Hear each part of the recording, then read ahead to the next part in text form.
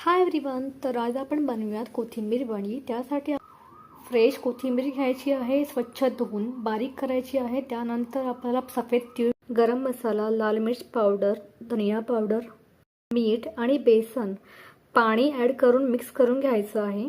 Half lemon juice add करायचं। कोथिंबीर वडी वाफेवर शिजवून घ्यायची, तर त्यासाठी आपल्याला टोपामध्ये पाणी गरम करायला ठेवायचं आहे। नंतर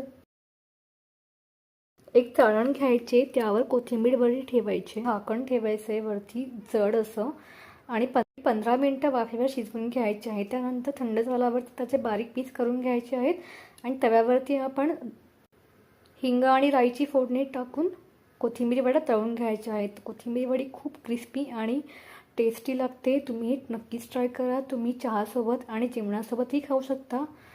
till then bye, take care, stay healthy and stay fit, bye.